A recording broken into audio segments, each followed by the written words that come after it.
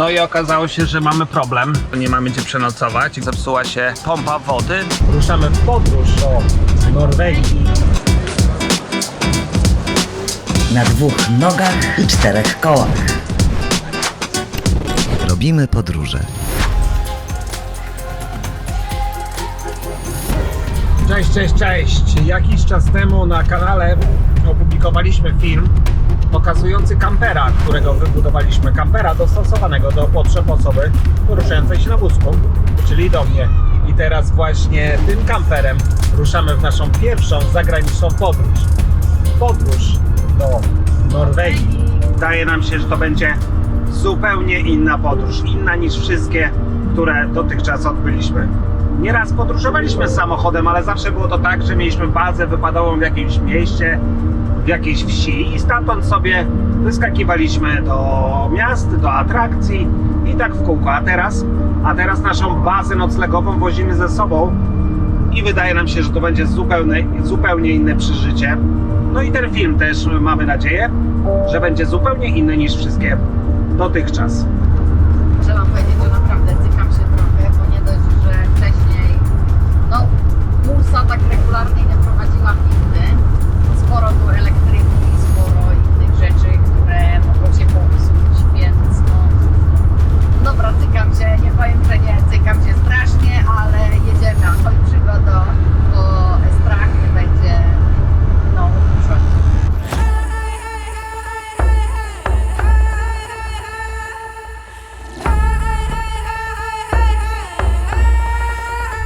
Będziemy wjeżdżać na prom. Na razie stoimy w długaśnej kolejce.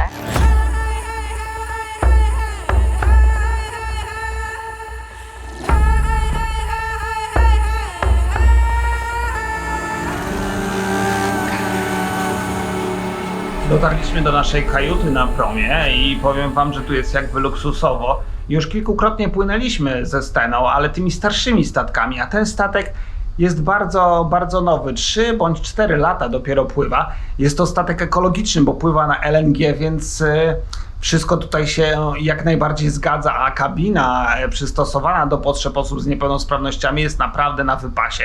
Jest tu bardzo dużo miejsca, jest podwójne łóżko, co rzadko się zdarza. No i do tego ta łazienka, na pewno spełni wymagania każdego, bo nawet lustro tutaj jest w sztosowej pozycji. Ja się po prostu widzę.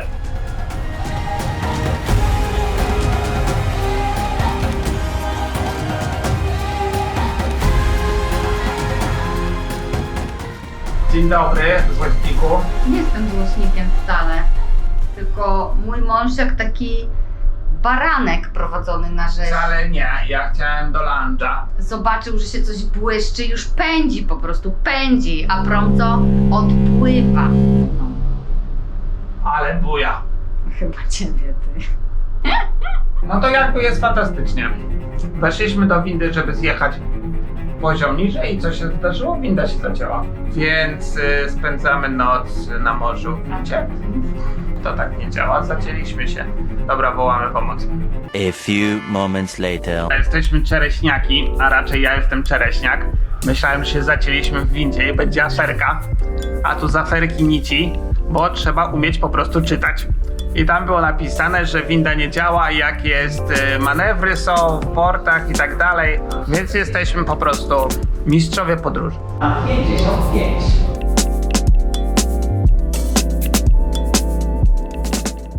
Poza tym, że ten prom jest bardzo nowy i po nim naprawdę to widać. Tutaj jest wszystko wyniuniane i wymuskane. Jest napędzane LNG i energią elektryczną, więc to jest prom, który należy do tych zielonych, bardziej zielonych i bardziej ekologicznych. I takie jest też dążenie Stena Line do tego, żeby być ekologicznie w swoim transporcie przez Bałtyk. Tutaj macie przykładowe ceny na promie, na przykład shotów, jakichś innych tutaj alkoholi, no bo akurat dotarłem do baru, kawy i tak dalej i spokojnie te ceny są w koronach szwedzkich. Weszliśmy sobie na dwór, żeby zobaczyć morze, ale jest lita noc i jak to witą noc na morzu albo na oceanie witać litą noc, więc zobaczyliśmy litą noc.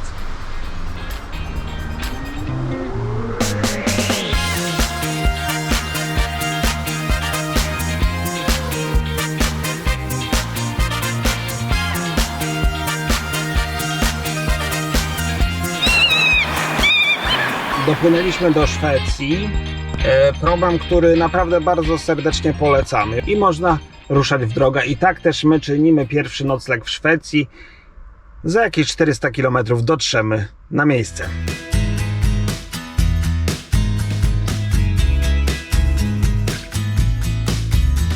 No i okazało się, że mamy problem i to nie mały problem, ponieważ dwa miejsca, które mieliśmy oznaczone na mapie, niestety nie można było ich w żaden sposób zarezerwować wcześniej. Okazały się w pełni zajęte, więc na chwilę obecną nie mamy gdzie przenocować. Gocha poszła wyżebrać, wyprosić o wodę i będziemy szukać jakiegoś miejsca gdzieś w okolicy.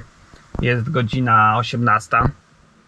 Fajnie by było się trochę porelaksować. Gocha wróciła bez wody, ale wróciła z czymś lepszym, bo z miejscem kempingowym. Wybraliśmy na pierwszy nocleg kemping, zaraz go wam pokażę. Jest tutaj, to troszeczkę może i dość ciasno. 120 zł taka przyjemność na dobę kosztuje. Mamy bardzo, bardzo blisko jezioro. No i wygląda, że jest całkiem obiecująco. Najważniejsze, że mamy gdzie spać. I to wszystko zasługa tamtej pani. Time finds a way to get us back to the start again. To get us back to the start again. Jest jeden ewidentny plus tego kempingu, a tym plusem jest to fantastyczne jezioro. Co jesteś? Jestem jak Jezus. Co jesteś? Jak Jezus jestem. Czemu jak Jezus? Chodzę po wodzie. Byłam na środku prawie tam. Dzisiaj na leszcza, dzisiaj nie gotujemy w kamperze. Zamówiliśmy sobie jedzonko w restauracji, która tutaj na tym kempingu jest.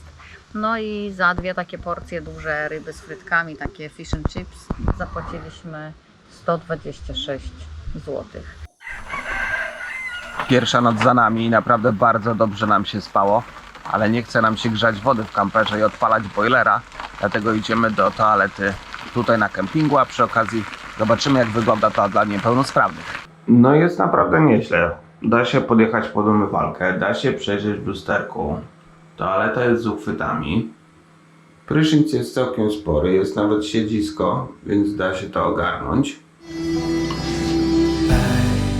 Hide away to rest and feel alive again. To rest and feel alive. Ruszyliśmy w dalszą część wyprawy, kierując się do Norwegii, w której to właśnie jesteśmy. I taki mamy problem z tym Schengen i brakiem granic, że jak się człowiek zagapi i zamyśli, to nawet nie wie, że zmienił kraj, bo przejechaliśmy ze Szwecji do Norwegii. Praktycznie nawet o tym nie wiedząc, dopiero po chwili zobaczyliśmy znaki, że jesteśmy już w Norwegii. No więc jedziemy na kolejny kemping jeszcze tym razem, gdzie spędzimy sobie 2 dni i pochillujemy sobie nad jeziorem, tym razem norweskim jeziorem. Life is beautiful.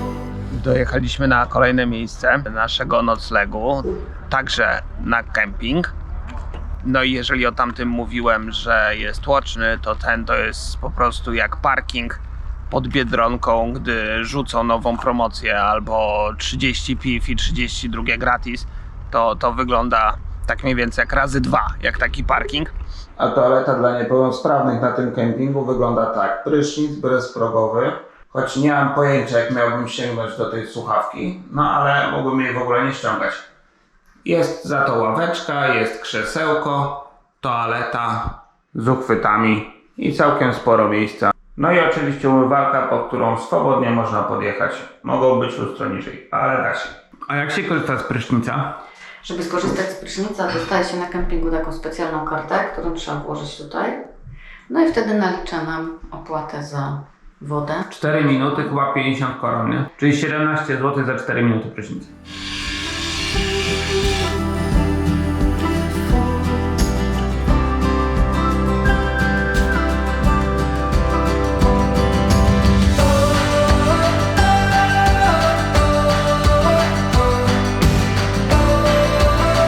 To chyba jakiś standard jest dla kempingów tutaj w tej Skandynawii, bo wszystkie mają też takie domki.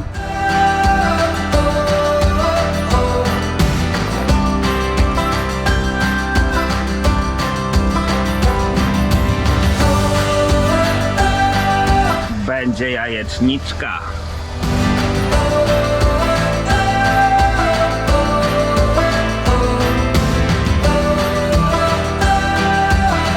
Podróż bez jakichś problemów to nie jest podróż. Naszym problemem jest to, że zepsuła się pompa wody, po prostu przestała działać.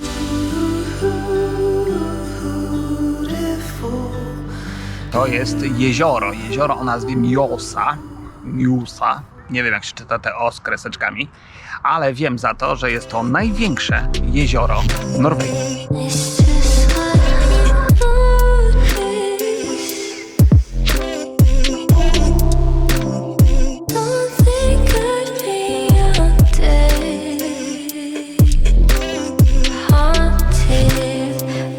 My dzisiaj na pełnym speedzie, bo troszeczkę się zakręciliśmy projektując, planując tą trasę i miejsca, które chcemy odwiedzić, tak must. Okazało się, że nam zabraknie jednego dnia, więc dzisiaj chcemy dojechać aż na północ do mostu przez ocean. Więc no mamy trochę drogi do pokonania, jakieś 500 km z przystankiem jednym za 200, więc musimy po prostu ruszać i ruszamy, jedziemy.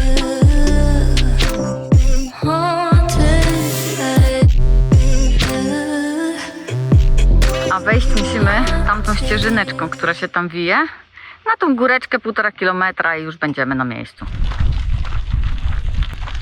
Zmierzamy na punkt widokowy Snohetta, skąd podobno rozciąga się przekozacki widok. No żeby się tam dostać na wózku, tak jak Kamil, to musimy podejść no trochę pod górę taką szutrową nawierzchnią. Przyznam się szczerze, nie jestem zbytnio optymistyczny do tego planu nastawiony, jak patrzę na tą górę, no ale no jedziemy.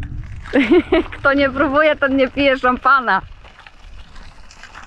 Jesteśmy chyba w połowie tej trasy, tak plus minus, a może w 1/3. I moim zdaniem najgorszy odcinek przed nami. Małgorzata jest pełna optymizmu. Damy radę, Damy Kościelnicką radę. daliśmy radę, Dobra. to damy radę, Morskie Oko Damy daliśmy radę. radę. No kurde, musimy. Musimy.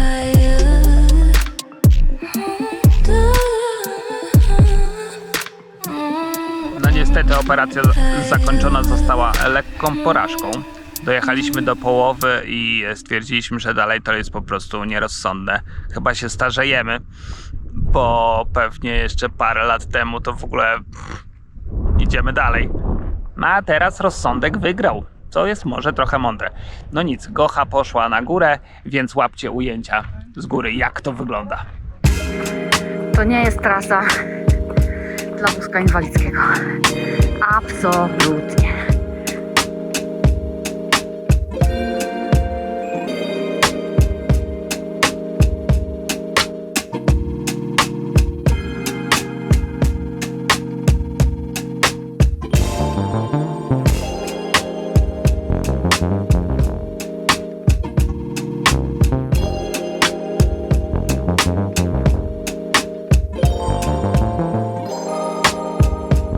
Czas wracać. Punkt widokowy przepiękny.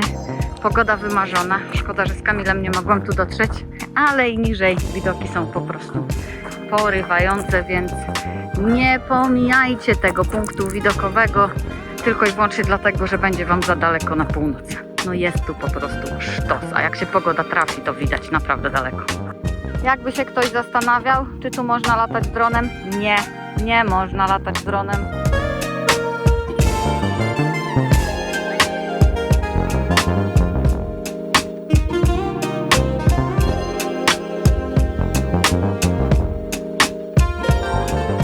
Zupełnie przypadkiem dotarliśmy w niezwykłe miejsce. Miejsce, które tam za moimi plecami, masy przelewającej się wody, które możecie zobaczyć, to są najwyższe wodospady w Norwegii, Vinu i Skorga. Woda spada z ponad 800 metrów i wygląda to naprawdę monumentalnie. Do tego jest to 5. najwyższy wodospad na świecie.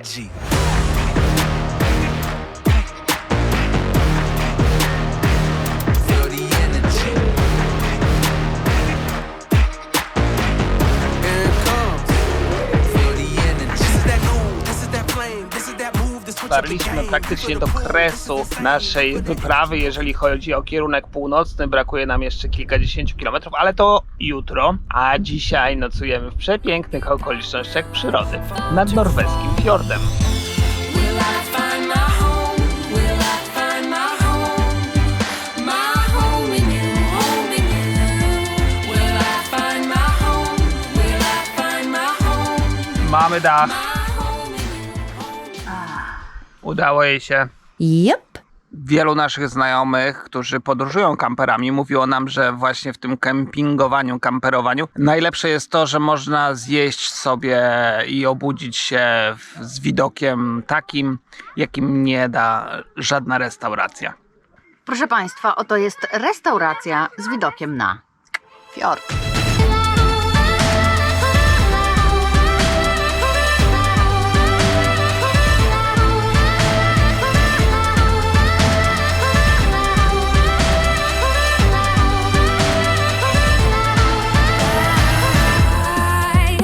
Jesteśmy na północy, niedaleko mostu atlantyckiego, mostu przez Morze Norweskie i jest tutaj końcówka lipca obecnie, a jest tak, że można swobodnie na krótki rękawek. Will I find my home? Will I find my home? My